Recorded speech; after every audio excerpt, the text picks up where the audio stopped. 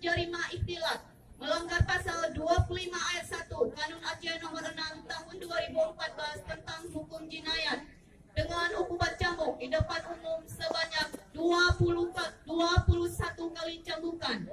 Berdasarkan hasil pemeriksaan kesehatan, terpidana dinyatakan sehat.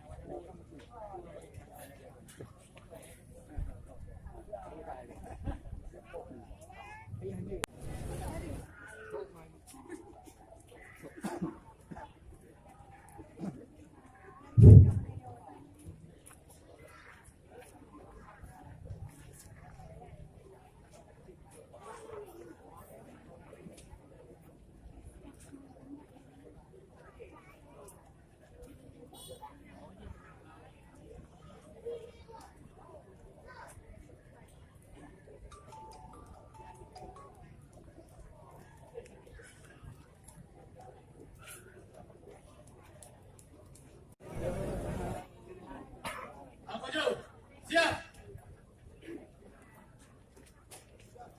Mulai dari 1, 2,